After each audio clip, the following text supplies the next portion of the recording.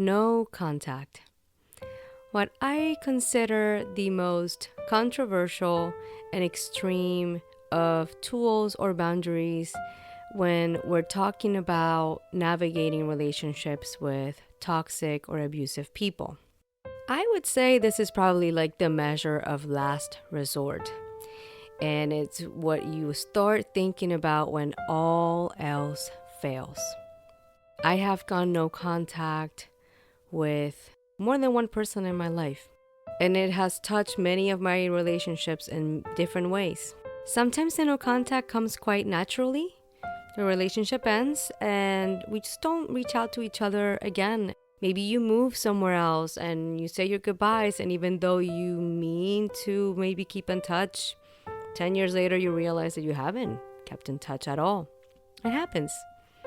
Other times it does involve an announcement, and sometimes there is no announcement, but it's still pretty drastic, and the decision to get there, it's painful before, during, and after. Now today, I want to reflect on my experience going no contact and kind of go unscripted again to do this reflection on what no contact has meant for me, how did I get to that decision, and how have I sustained the no contact period, and what lessons have I learned from this process so far.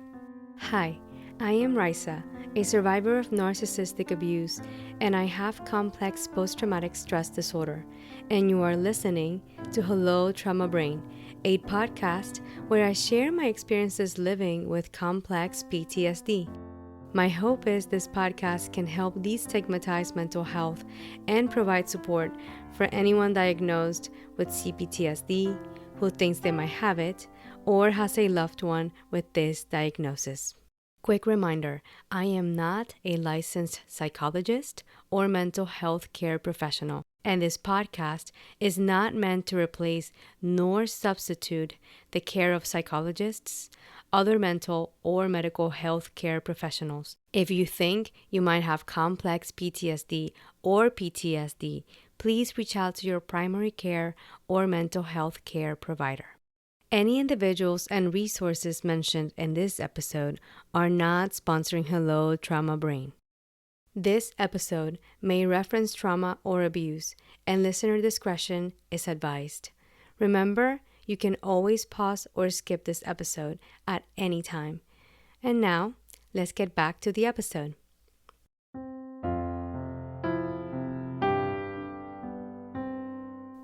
Hello, dear survivors, and welcome to this episode of Hello Trauma Brain. Thank you for joining me today.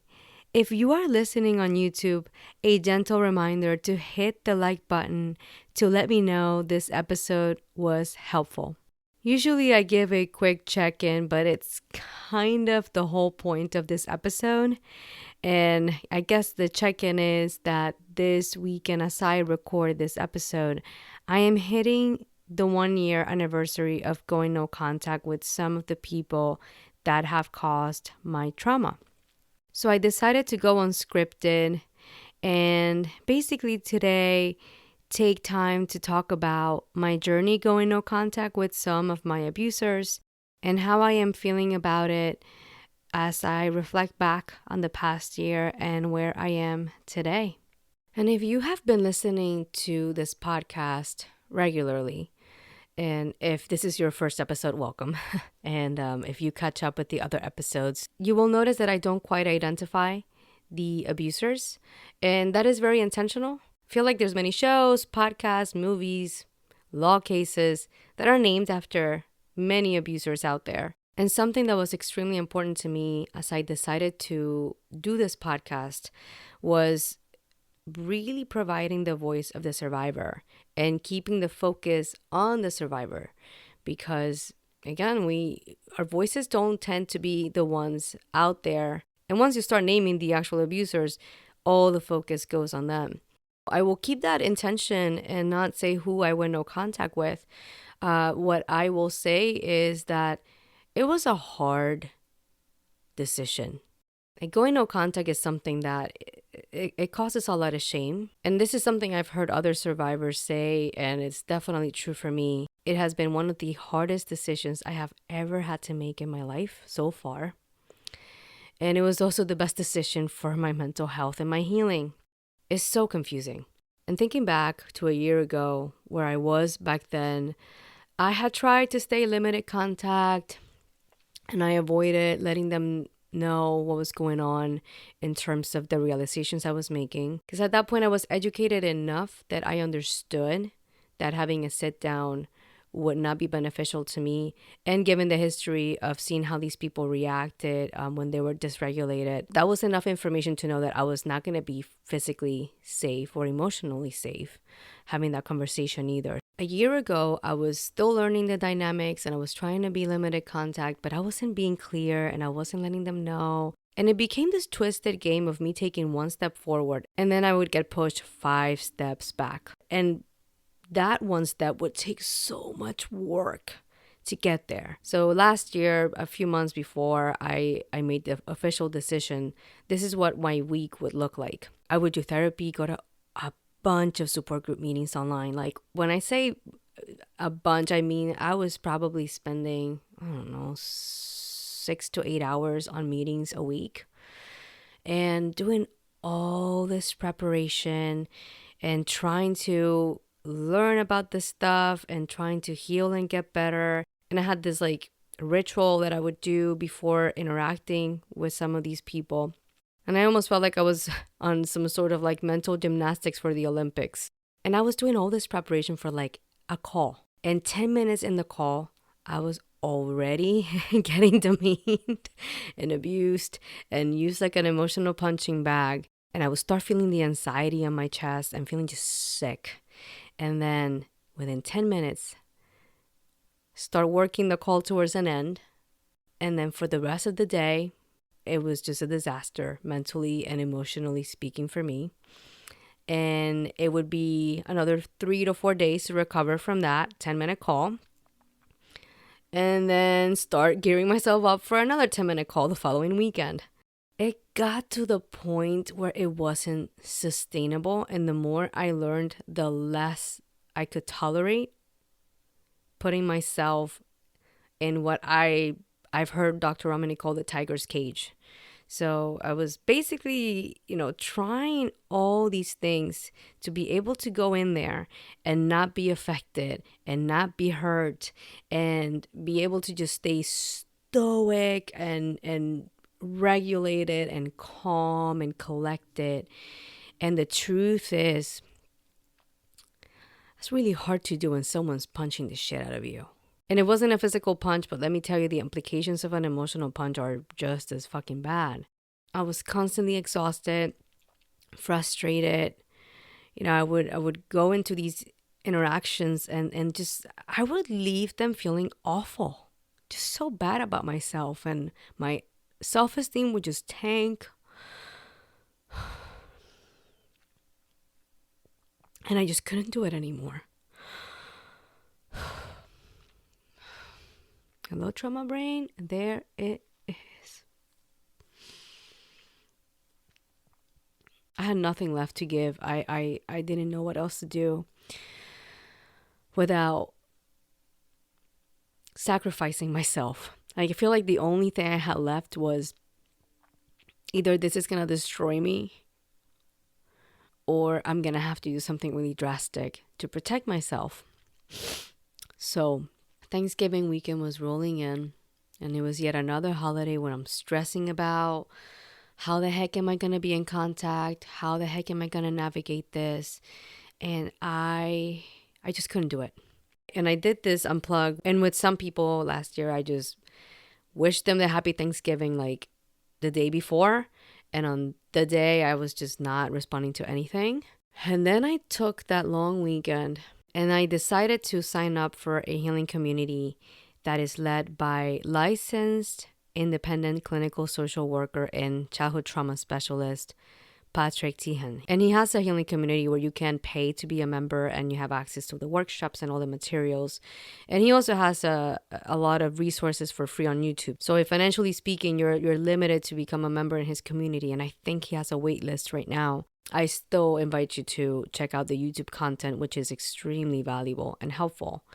So I went in there and I did a workshop, and there is a particular workshop he had on navigating a cutoff. And it was exactly what I needed. And there's even a diagram that walks you through like things to try before you go to that last resort of going no contact. And I remember going through the diagram, and at that point that was part of the reason I was also considering it, because I was so confused. It's so confusing to see things for what they are when you keep going in. It is really hard to walk through trauma that is right in front of you. And when I say in front of you, like a huge pile that you can't even like see the top from where you're standing, when there's more getting piled on right on top of what you have already in front of you. And when I took that workshop, I could still see the confusion. Like, are they not? Am I exaggerating? Is it bad enough to merit it? I was so confused. And I remember going through the workshop, and I remember getting to the end of it and thinking, I have to. And then again, this is something I took a year ago, so I'm trying to like remember different aspects of it. And one thing that I remember realizing when I got to the end of the workshop was I needed to reduce the stakes, and I needed to make it a decision that wouldn't be permanent. What do I mean by that?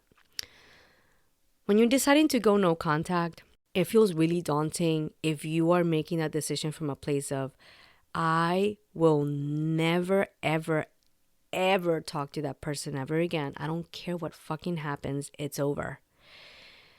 It feels like a really big decision when you're looking at it from that lens. And that's how it felt to me. So what I did, and it's still what I'm doing, is I decided to go no contact for a period of time. So temporarily, at least that's the plan for now. And can it change? Yes, I can go back in contact if I choose to. And if they also want to talk to me. And I would say, given their behavior, since I've said the no contact, I would say that's a yes. And I can also choose to make it permanent. And I guess I can go any way. But right now, the intention is to be able to be in contact in some way eventually. I don't know if I will be able to figure that out, or if it will work out if I decide to do that. There's so many factors here. You can try to go back and start contact, and they've gotten worse, or you can't tolerate not even their best behavior, and it just doesn't work out. And once I took away that pressure of all or nothing, that black and white, like, okay, this can be just a temporary thing while I heal, it became more manageable for me to digest making the decision. So I sent these people in writing that I was making this decision, and then I needed space to heal, and I would not be in contact unless it was a medical emergency. And I remember writing the letter and running. I had to like jog to the mailbox to send it, because I I knew if I slept on it, I was probably not going to send it. And I did it. And I remember if anyone was looking towards the mailbox that day, they probably thought something was clearly going on with me. Probably think I don't even know what they thought. But I started laughing, and like I feel like I started crying too. Like it was just like this weird mix of feelings that I felt right as I slid that letter in the mailbox. Like I started laughing, and then I started freaking the fuck out. I remember thinking, I need to walk. And I just started walking. It was really cold. I remember, I can't remember how cold it was, but I do remember it was not warm. And I just took a walk, and I was like, you know what? Let the cold ground me. I need to like just move my body somehow, because it felt so big. It felt like such a big decision, and so much shame and so much guilt came. And that's the complicated thing about some situations where you go no contact. And in this particular one, these are people that I love deeply and wholeheartedly. And it's so confusing to think about them because there are good moments. There were good moments where I did feel loved and I felt like they cared. And then there were some other moments where, oh, wow. Where was it? Where did the love go? I don't know. I don't know that they know either.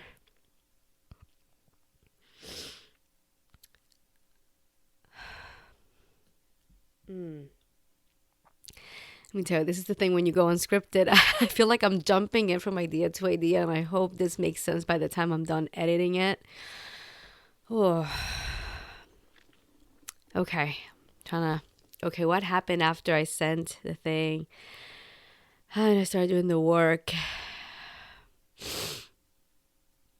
The fog started lifting. And it's one thing that I will say started happening. Once I cut the ties and I stopped piling on abuse on a weekly basis on top of the one that I already have to work through, which is a lot of years, let me tell you, I started to realize a few things. First thing was how bad it was. How much betrayal blindness had played a role in me not seeing things for what they were. And a little recap on betrayal blindness. That's what happens to your brain when the betrayal is happening from someone that you trust, that you love, that's a crucial person in your life and who feels like an important person towards your survival, towards you living and existing. And in order to reconcile any problematic, toxic, and abusive behavior, your brain actually kind of like puts it away somewhere else. In some cases, it can completely erase some of the stuff going on to protect you. In some cases, it reframes it and minimizes it to the point where you normalize the behavior and it doesn't seem problematic, but it actually is. The whole theory with betrayal blindness is that it stops happening or it starts diminishing, perhaps, I would say, once your brain realizes that you can actually survive realizing what's going on. Once you get to a point where your brain registers, okay, like we don't need this person to survive anymore, we can start seeing it. It starts like unpacking the stuff and putting it in front of you, and you start realizing, holy shit, this person has been doing this to me the entire time. And that's what happened. And it's still happening.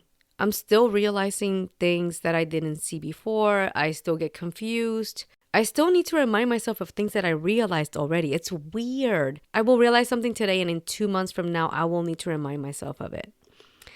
And that's part of the reason doing the lists are so important. And I've heard people call complex PTSD a brain injury. And I will say I agree with that. My brain is not a normal brain. My brain doesn't hold on to information in a normal way. It's really ironic because I consider myself to be a pretty smart person, like academically speaking. I did well and I can manage. I'm not a genius. I'm not the smartest person in the room, but I'll hold my ground. Yet this shit's so confusing. It's so hard to make sense of it.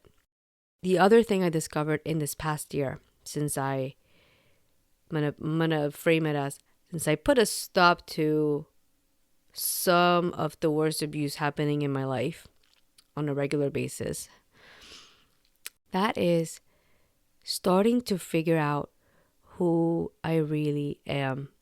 Who is the real and authentic Raysa? And that, let me tell you, that has been a beautiful yet painful process. There's a lot of grief that comes with that.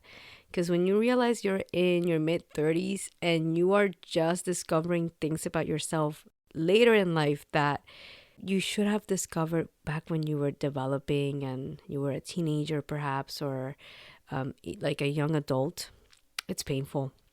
It's a lot of grief around all the wasted time, all the experiences that I missed out on in my earlier years because I couldn't even fucking go there. My bandwidth was so investing in surviving what was happening around me that I didn't have any left to individuate, to be my authentic self, to make decisions for me, to figure out who the fuck I am. My personality has been so wrapped around my fawning response. I'm so used to being a fucking chameleon. Like if somebody was to make a show where like they take me and they put me in a room with different people and they take footage of me, like how do I change depending on who's in the room? It would make a fascinating thing to watch. Let me tell you, it would shock me probably to watch it back too. It's weird because I felt like I was being authentic. But looking back now, I'm like, oh my gosh, no, I wasn't. I was who I thought I needed to be to appease or to make the person in front of me comfortable. I wouldn't voice my opinion. I wouldn't ask for the things that I needed. It got so bad that I didn't even know my preferences. Like even asking me what's my favorite food or things like that. Like I can answer that now. And in a way I could answer it then, but let's just say my favorite food is something that I know somebody else dislikes. I might have not disclosed my actual favorite food. I would have maybe said something else just so that person wouldn't feel uncomfortable or put on the spot or shamed. Like, and I still do that sometimes. Yeah. Another thing that I struggled with, especially when I began the no contact, and it still has been a theme throughout, but it's improved a little bit, I would say, is the shame and the guilt that I didn't do enough to make it work before going to this extreme of going no contact, or that I didn't try something else before making this decision. And there is this Instagram post from Patrick Tehan that, quite frankly, I feel like I need to like print it and frame it, put it somewhere in my apartment. It says, going no contact is a decades-long process. And if I really look back, if I really take a good look at all the times I asked for someone not to criticize the way I dressed, or when I would let them know that it was hurtful when they criticized how I decorated my apartment so harshly, or that I didn't appreciate that they would post on social media all these loving things about me and then give me a call and just tear that photo apart. Like, why did you post that? Why did you look that way? Why didn't you do this? Why didn't you smile in a different way? Like, it was just relentless, and I would let them know. And they would still do it again and again and again. When I look back and I see how they reacted when I voiced dissent, when I look at how they treated other people when they didn't agree with them and abused me, when I look back and I see the history of all the thousands of cuts that I took over and over again, I did it all. There was no thing I failed to do. If anything, I could have taken the no contact way sooner. They got lucky I didn't realize what was happening until I did. Because it gave them a lot of years of being able to use me as a punching bag to regulate themselves. It gets applied from me and validation and praise, and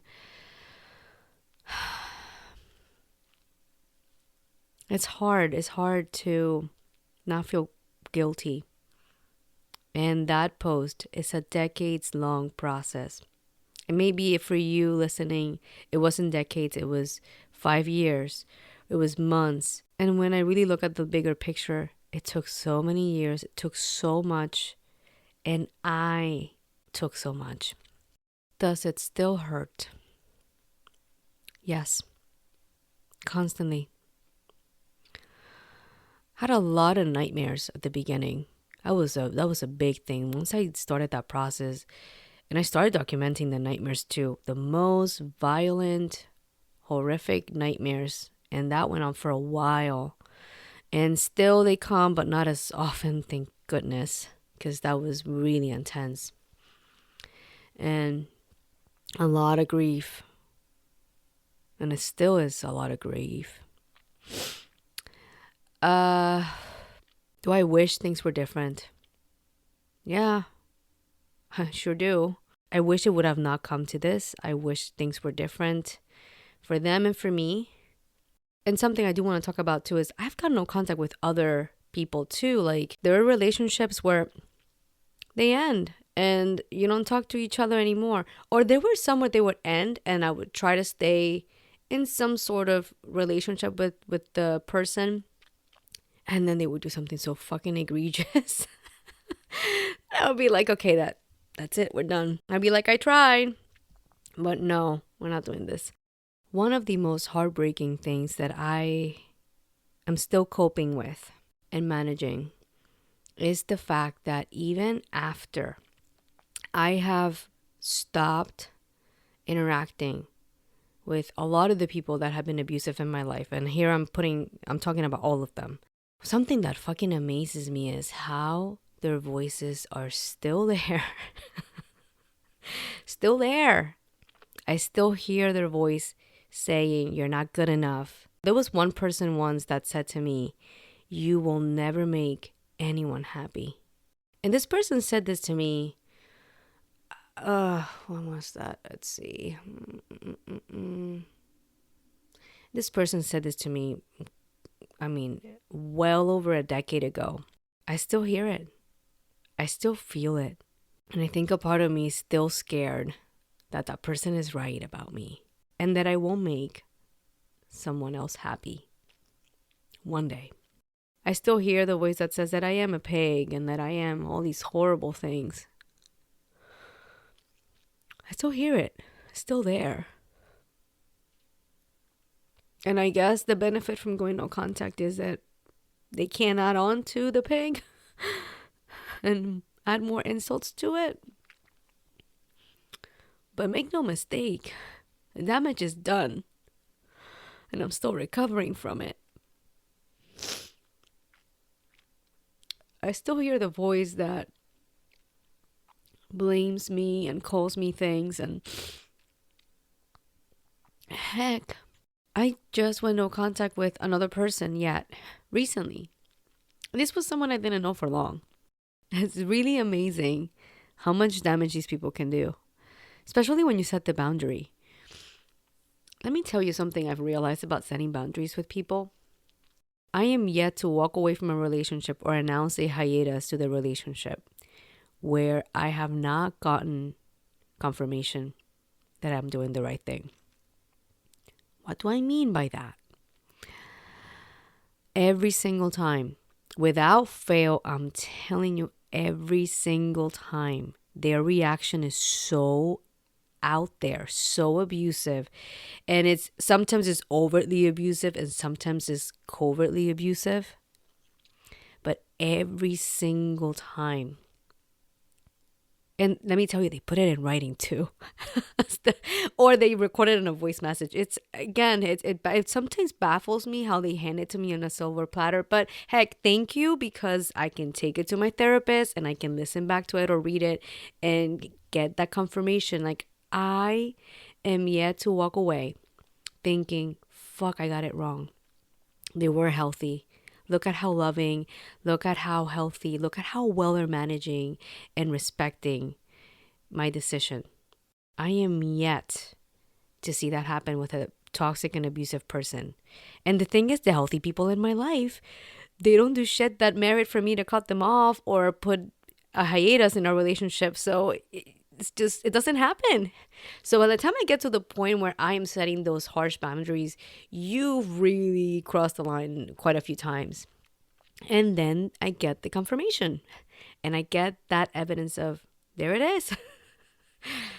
Oh my gosh. And it usually tends to be so bad that the confirmation actually shocks me a little bit, because it shows me that they were actually worse than what I thought.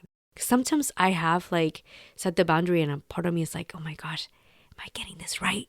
Are they? Maybe they were not. And then they come back with the confirmation and I go, yep, never mind. Oh, they were so much worse. So we're good. Well done, Raysa. We did it. Now I want to circle back around to a few things that I have learned about sustaining the no contact period. And some of them I knew as I started the process. Others I found out after, and I wish I would have known that a year ago. So you get to benefit now from the wisdom I have gained in this time so far.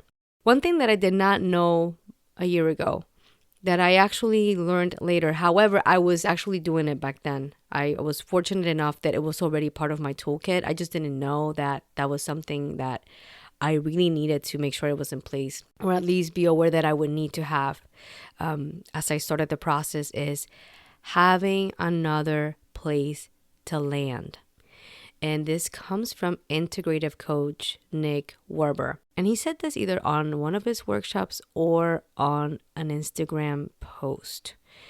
It was something along the lines of, when you are getting out of the system, the toxic system, and this can be a workplace, it can be a family system, it could be a group of friends or a religious group, whatever have you, when you are leaving a toxic system or stepping away, you need another place to belong. And here I'm going to use an example. Let's just say you're leaving a group of people that have been around for a very long time. They have seen you go through so many things, and they've become an important part of your life, and you are stepping away from that system. If you don't have another place to land, another group, that being a support group, for example, you will have a really hard time staying away. It's going to be a lot more likely for you to just go back, because what else are you going to do? Speaking of support groups, that's actually what I had at the time. I already had a support group that I was attending. It kept me on track for a few reasons. A, once I stepped away and I started seeing things more clearly, I would hear somebody sharing their story and it would hit me like, oh my gosh, that happened to me too. A lot more clearly than it used to before. 2, there was that camaraderie, because I wasn't the only person cutting ties.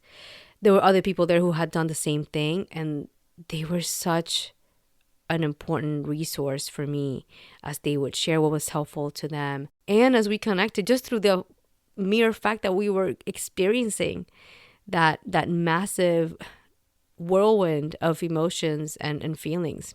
The other thing is too, feeling like you belong somewhere. Like you are not alone. You're not out there isolated, but now you get to build a new community for yourself, a new home. Have I noticed improvements in my mental, physical, and emotional health since cutting ties? Yeah. My mental health has improved. I see myself with a lot more compassion. I have a lot more love for myself. I see my value. I have started embracing who I am without as much shame. It's still there. Some of the shame is still bleeding through. I have found some parts of myself that I didn't even know were there. And they were just dusted up, hidden somewhere in a dark corner inside of me. And I have found some beautiful things about me. Every time I find a little piece of myself, it's almost like it sets me free too. And I feel more human. And clinical psychologist Ingrid Clayton nails this in her book, Believing Me. She talks about how like once you start healing, and it's almost like a Pinocchio experience, like you feel like you're becoming a real person. And yes, it feels like I am becoming a real Raysa, a real human being.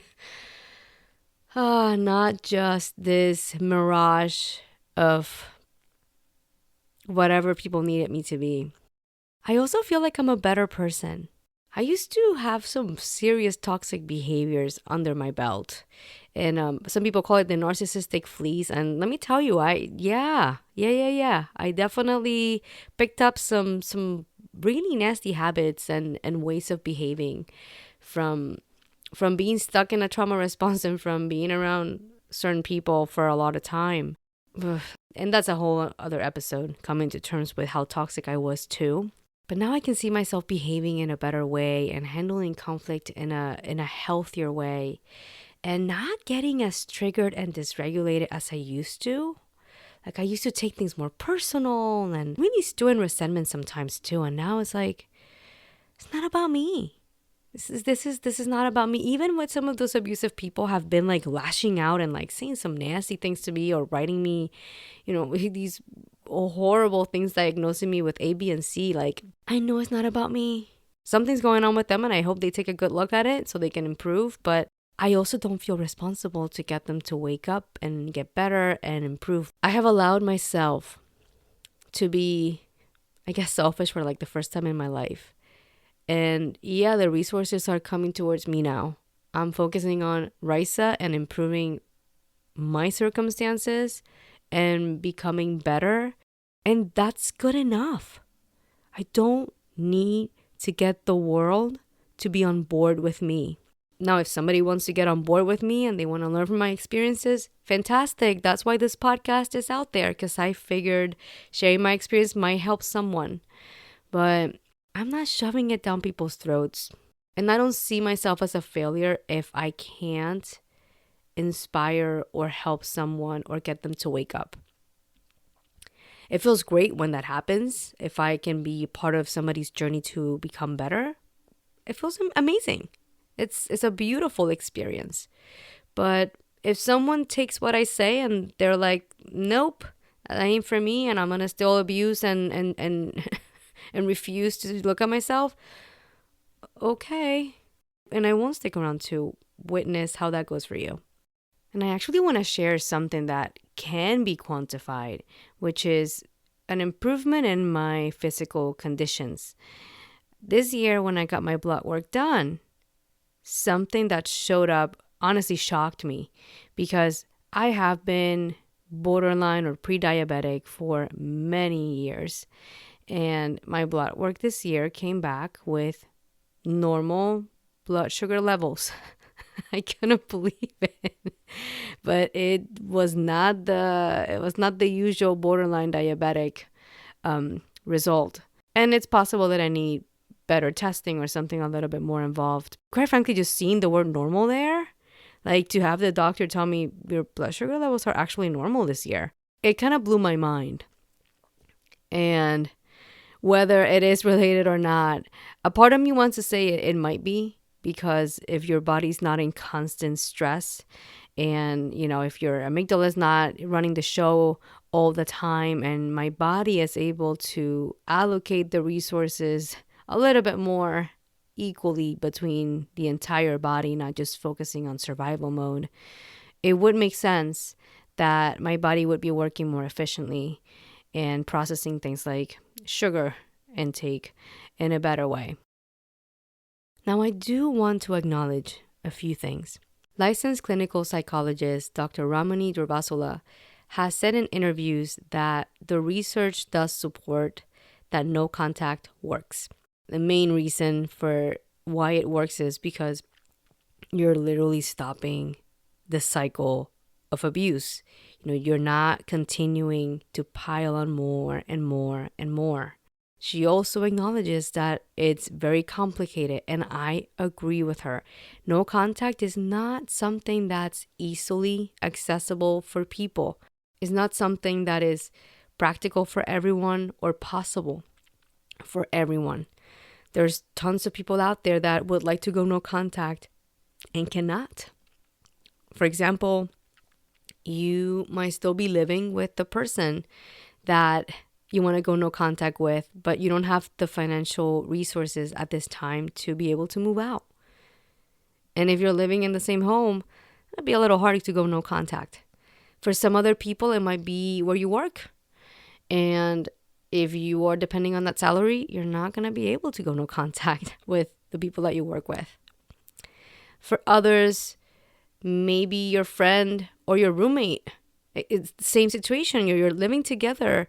You're going to have to look at other sets of boundaries in the meantime. Some circumstances include those of you that are co-parenting. You have a child and you want to go no contact with the other parent. That's going to be a little difficult. You will need to contact that other parent in some way to coordinate and all the decisions that come with parenting your child. Also, let's face it, We live in a world with a lot of human beings out there, and new people keep constantly coming into our life. It's not going to be realistic to expect that we will get to a point where no toxic person will ever get into our lives in any way and in any level. That's not how life works. Every time we meet a new person and we decide to let them in a little bit, or maybe a lot, we're taking a risk. It's part of the process. And again, this particular no contact that I've talked about mostly today is not meant to be a permanent all or nothing. I do have the intention to resume contact in some way at one point. And even though I don't know how that would even look like or if it would be sustainable, I am allowing myself to have the freedom to change my mind at all times. And if any of you listening are struggling with making this decision, there was something that someone in a support group once told me that was so helpful, which was breaking it down. It goes back to that removing the high stakes from the decision. Try it for a month and see how it goes. Then you can do 3 months, 6 months, a year, reevaluate. Now, as I hit a year myself, I still need more time. I'm still navigating a lot of confusion, and it won't be helpful to my mental healing and the progress I made so far this year to change things today. And I don't know what tomorrow's going to look like. But no contact is complicated. It's not the only choice, it's not the only tool, and it's not the only way to heal. I have not cut off every single toxic person out of my life. It's so complicated. So for anyone listening who's struggling with making this decision or maintaining having made this decision, I want you to know that doing what is best for you is okay. I want to remind you that we do not need someone else to sign off on our decisions to protect ourselves. We don't need them to understand why. We don't need them to agree with us. We don't need them to join us and do the same thing. This is a very personal decision. And quite frankly, an impossible one. There's no winning here. I didn't go no contact and notice my life take a turn for the best. And now everything is fixed and the trauma is gone and I don't struggle anymore and I don't even need therapy. Like, heck, I had to get myself a trauma therapist. That's one thing I did right after the no contact. I had to switch to a therapist that was trauma informed because I knew I would need some serious resources to be able to navigate and sustain my decision. Anyone thinking about this or going through this right now, my heart goes out to you. Oh my goodness, with so much compassion and so much solidarity. I honestly wouldn't wish this upon my worst enemy. And I would say, get information. Go on YouTube if you are able.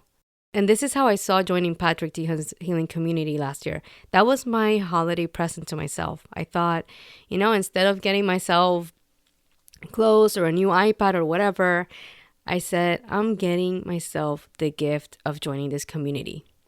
So if you get a gift card or you get some extra money, that's something to consider. Investing it in your healing. So I feel like sometimes we don't think about it that way. We don't think about our healing being something worth investing in. And yes, it is. And if you don't get the gift card or the financial resources, again, a lot of these experts that have communities where you have to pay to be a member, they offer plenty of content for free on social media or on YouTube. And it's a gold mine. It really is a gift that we live in an era where a lot of this information is available. The other thing I'll say is collect the data. Write it down so you don't forget. It's so important. And I will link one video from Dr. Ramani in particular. This one is about going no contact. And she really goes through all the nuances and how complicated it is. So if you are new to hearing this term or this tool, that's a great place to get started with learning more.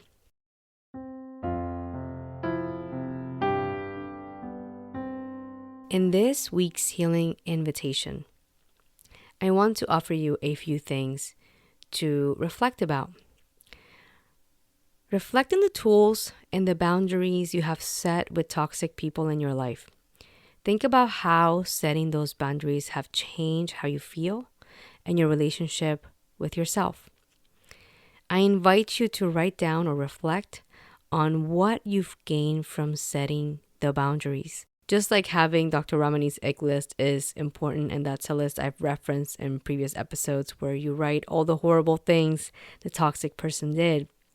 Writing this list that I personally call the things I will lose if I remove my boundary list is so crucial because it's a reminder of the things you've gained, the things that have come to your life that have improved your life since you set the boundary.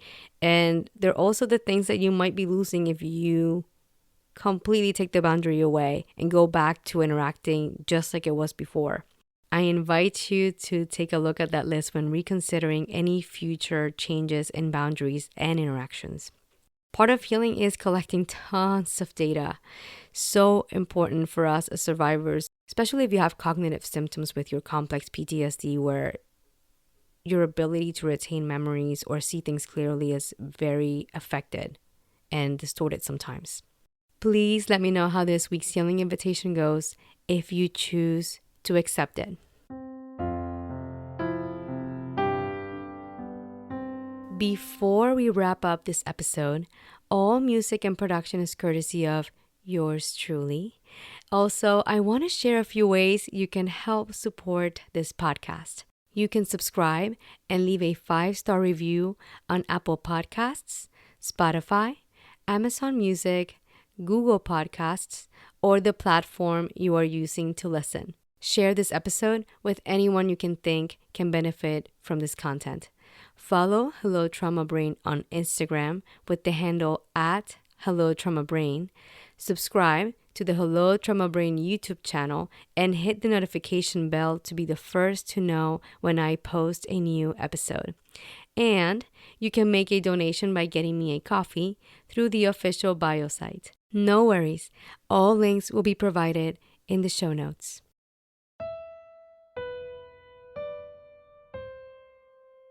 Thank you for joining me today. I hope this episode is helpful.